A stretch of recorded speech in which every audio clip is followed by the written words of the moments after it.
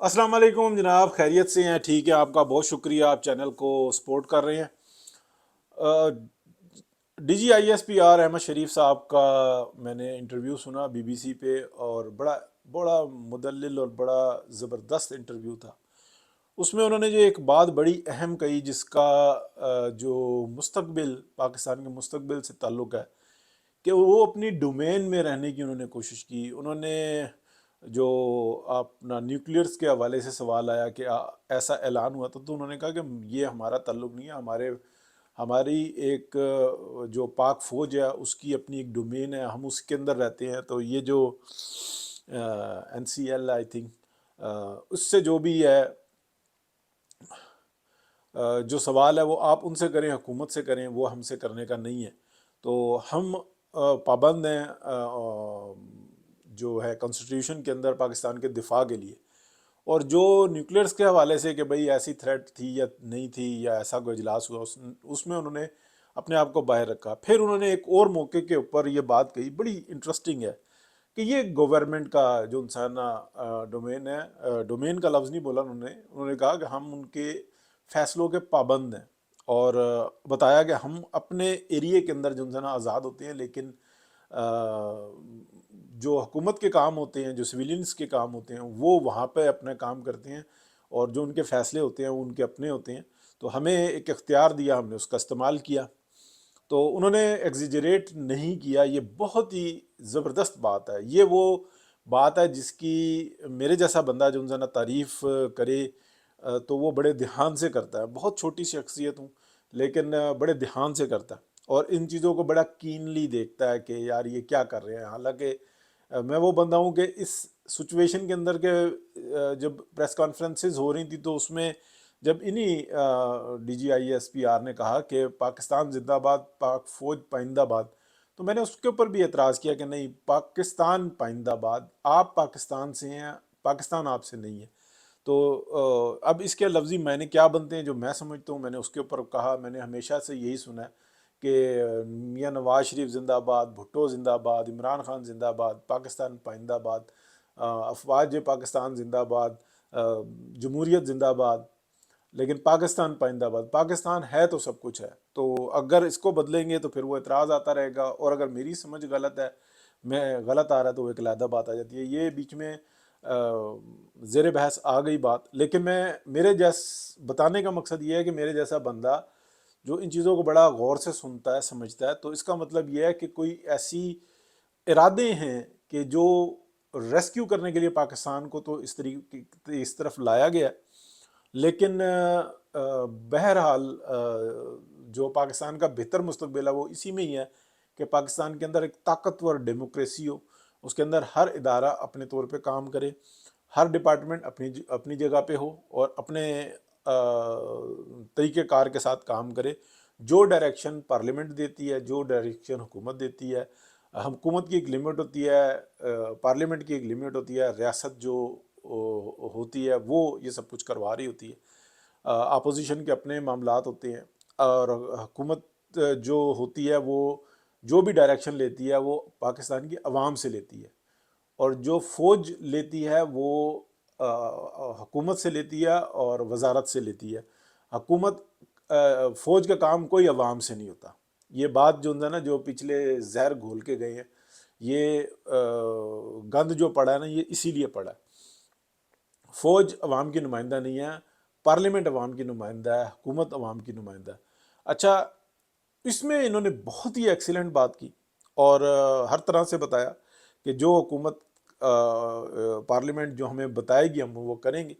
तो अब मैं बताता हूँ, ये जो खुशदार के अंदर जो हुआ है, जो बच्चों के ऊपर अटैक हुआ है, ये बिल्कुल एक माइंडसेट वही सहूनी जो है माइंडसेट है, और ये हिंदुत्वा का जो माइंडसेट है कि ध्रुव राठी जैसा बेशरम आदमी भी बताता है कि रात के अंधेरे में इसलिए किया हमला के सिविलियन कैजुअलिटीज़ ना हो। यानी कि आप देखें कि वो लोग जो अपने घरों में सो रहे हैं उनके ऊपर अटैक कर दिया, मस्जिदों के ऊपर अटैक कर दिया, और ध्रुव राठी जैसा बेशर्म आदमी जो इंसान कभी इधर का दलील कभी उधर की दलील, और सारी बेसिर पैर की, और फिर बेशर्मी के साथ ये भी कह रहा है कि मेरी वीडियो को टैग करें اور پاکستان کے اوپر جو ہے نا سینکشنز لگوائیں. شاباش ہے بھائی تیری عقل کے اوپر اور بے شرمی کے اوپر. اور پھر ان جیسے لوگوں کو اب کوئی فالو کرے تو ان کی عقل کے اوپر بھی جو ہے نا پتھر ہی پڑنے چاہیے. اگلی بات دیکھیں میں بڑی انٹرسٹنگ بتاتا ہوں. جو آج کا جو مین جو بات ہے کرنے والی اور سمجھنے والی کہ اگر پاکستان کے اندر ایک ڈیموکریسی جتنی بھی مفلوج ہے, اس کو مفلوج کہہ سکتے ہیں, ایک بساکیوں پہ کڑی ہوئی ڈیموکریسی ہے. اب وہ مجبوری بن گئی تھی, باجوہ ڈاکٹرائن تھی, فیض نیٹ ورک تھا, اور اس کے اندر سے یہ پاکستان کے ریسکیو کرنے کے لیے نکلا ہے. سب سے زیادہ قربانی, مور دین 90% قربانی ایک پارٹی کی ہے اور اس کے لیڈر کی ہے, میاں محمد نواز شریف کی اور پی ایم ایل این کی, کہ انہوں نے اپنی سیاست کا جنازہ نکلوا دیا لیکن پاکستان کو اور پاکستان کے نیوکلیر ایسٹس کو ریسکیو کیا. اچھا, اب اگر یہ ایک سسٹم بن گیا اور پاک افواج ایک زبردست موڈ میں نظر آتی ہے, اور میں نے یہ دیکھا کہ بھائی جو عاصم منیر ہیں وہ یعنی کہ اب تو فیلڈ مارشل ہو گئے ہیں, تو ایز اے جنرل وہ جس طریقے سے اب کمان کر رہے ہیں, تو اہل ترین لوگ اور وہ جو جذبہ رکھتے ہیں لڑنے کا اور جن کے اندر جنون ہے, وہ یہ اہل ترین لوگوں کو لے کے آ رہے ہیں اور فائٹ کے لیے تیار کر رہے ہیں. نہ کہ اس بارے میں میٹنگز ہو رہی ہیں کہ ڈی ایچ ایز کہاں پہ بنائیں, عسکری کہاں پہ بنائیں, ہماری آسائشوں کے لیے بہتر کیا ہو, ہم کن کی جگہوں پہ جو ہے نا قبضے کر سکتے ہیں, ہمیں اپنے مستقبل کے لیے, اپنے بچوں کے مستقبل کے لیے کیا کرنا ہے, جو کہ ماضی کے اندر ایسا ہی ہوتا رہا. اور اپنی طاقت کو بڑھانے کے لیے کس طریقے سے فوج کو مزید جو ہے نا یاش کیا جا سکتا ہے, افسران کو کیسے جو ہے نا اپنی طرف اٹریکٹ کیا جا سکتا ہے, یہی سب کچھ ہوتا رہا. تو اہل ترین لوگ اب فرنٹ پر آئے ہیں.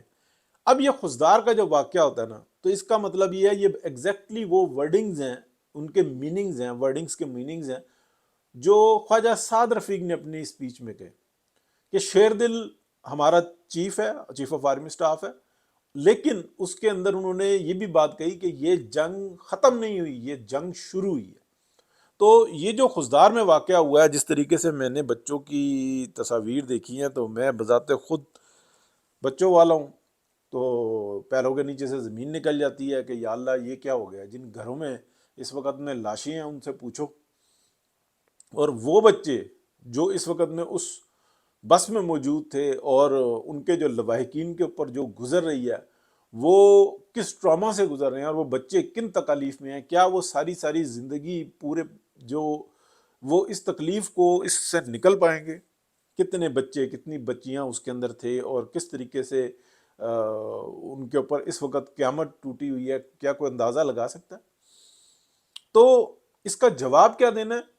میں یہ سمجھتا ہوں کہ اب ایک پوری وار اسٹریٹجی بنا کے کہ جب تک ہم ان کو سکون میں چھوڑیں گے اور اپنے دفاع کرتے رہیں گے, تو اب ہمیں اوفینسو ڈیفنس کرنا ہوگا. اور ضروری نہیں ہے کہ اعلان کر کے کریں, کیونکہ دنیا جو ہے نا منافقوں کی آپ کہہ لیں کہ پیک پر ہے, منافقت کی پیک پر ہے دنیا. اور یہ یونائٹڈ نیشن اور جتنے یہ رچ کنٹریز ہیں, اور ان کی عوام کو دیکھیں.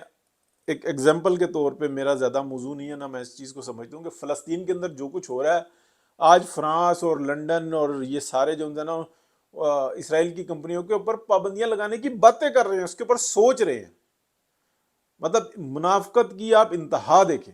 اور ابھی کوئی ریزولوشن آئے تو دیکھیں کیسے امریکہ ویٹو کرتا ہے کہ بالکل نہیں, جو کچھ کر رہا ہے اسرائیل ٹھیک کر رہا ہے, اور بالکل مطلب جھوٹ کے اوپر جو ہے نا پورا نظام کھڑا ہوا ہے, اسی لیے بربادیاں ہوتی ہیں. اور پاکستان میں اگر یہ کوئی سمجھے کہ اگر جس صورتحال کے اندر پاکستان نے انڈیا کو لے آیا تھا, اگر انڈیا لے آتا تو بچنا کچھ نہیں تھا. اس وقت میں دوسرا فلسطین بن گیا ہوتا پاکستان, اتنے بم گر رہے ہوتے, اور پوری دنیا کہتی مارو. یہ پہلگام میں جو کچھ کیا انہوں نے, یہ سارے دہشت گرد ہیں, یہ 24 کے 24 کروڑ عوام سب دہشت گرد ہیں, سب کو مار دو. یہی دنیا کی صورتحال ہے. تو میں بالکل جو ہے نا اس بات پہ جو ہے نا دعا گو ہوں کہ ضرور جواب آئے گا, اور اچھا جواب آئے گا. ضروری نہیں ہے کہ میں جذبات میں مطلب میرے منہ سے ایسے الفاظ بھی نکلے تھے کہ ان کے بھی بچوں کے گھروں میں جنازے جانے چاہیے ان ہندوؤں کے جو یہ کہتے ہیں کہ جناب ہمارے محلے میں کوئی ہندو، کوئی سکھ، کوئی مسلمان، کوئی کرسچن رہ بھی نہیں سکتا، ان کے گھروں میں جانے چاہیے. یہ میرے منہ سے الفاظ نکلے، لیکن پھر وہ میں نے جو ہے نا ویڈیو چھوٹی سی تھی وہ میں نے ڈیلیٹ کر دی. لیکن میں یہ سمجھتا ہوں کہ جس طریقے سے دنیا کو بتایا کہ ہم جنگ لڑ سکتے ہیں، ہم ان کے مندروں پہ، ہم ان کی RSS کے آفس پہ حملہ نہیں کریں گے، بلکہ ہم ان کی تنصیبات کو اڑائیں گے. لیکن اب کچھ نہ کچھ ایسا کوئی وار پلان تیار ہونا چاہیے کہ اگر یہ جو بچے جو اس بس میں تھے اور اس سارے سسٹم کے اندر جس طریقے سے بچے یہ نیوز سنتے ہیں دہل جاتے ہیں، ڈر جاتے ہیں، کہتے نہیں ہیں، بہانے بناتے ہیں کہ میں نے اسکول نہیں جانا، میرے پیٹ میں درد ہو رہا ہے، مجھے بخار ہو رہا ہے، وہ ڈرتے ہیں ان چیزوں سے. یہ ایسا واقعہ ہے. اور جو دوسری سائیڈ ہے وہاں کے بچے بڑے خوش ہوتے ہیں کہ ہم نے دشمن کے بچوں کو جو ہے نا، ہم نے دشمن کو جو ہے نا ہرا دیا، اس لیے ہم سیو ہیں. تو یہ اس جو مائنڈ سیٹ ہے نا اس کو سمجھنا ہوگا اور اس میجک کو بھی سمجھنا ہوگا. تو بہت شکریہ جناب. میں یہ سمجھتا ہوں کہ کچھ نہ کچھ اب جواب مسلسل ہونا چاہیے. ہمارے ساتھ سینکڑوں کے حساب سے جو ہے نا وارداتیں ایسی ہو چکی ہوئی ہیں، اور ہم صبر اور اپنے اندر سے دشمن کو صاف کرو، کاٹو، اپنے معاملات درست کرو، یہ باتیں ٹھیک ہیں. یہ میاں محمد نواز شریف بالکل ٹھیک کہتے تھے، لیکن یہ اس دور میں تھے. آج کی صورتحال بہت آگے ہو چکی ہوئی ہے. تو میاں نواز شریف کی پوری سپورٹ حاصل ہے. خاموش ہیں تو وہ ان کے پیچھے راز بہت ہے. کچھ لوگ جو جانتے ہیں وہ بھی خاموش ہیں اور قائد کی بات کو جو ہے نا پورا وزن دیتے ہیں. اور میں یہ سمجھ رہا ہوں کہ اب جواب آنا بہت ضروری ہے اور ٹکاؤں قسم کا آنا چاہیے. جیسے ابھی دانت کھٹے کیے ہیں نا، لیکن دونوں جگہ پہ کہ الفتح میزائل مار کے ان کا پورا سسٹم کلیپس کر کے اور چھوڑ دیا. لیکن اب یہ جو انہوں نے کام شروع کیا ہے، مزید نہیں، آورز کے اندر جواب آنا چاہیے اور ٹکاواں قسم کا آنا چاہیے. ان کو بھی ایسے زہر کے گھونٹ پینے چاہیے کہ پتہ لگے کہ ہم جب دشمن کے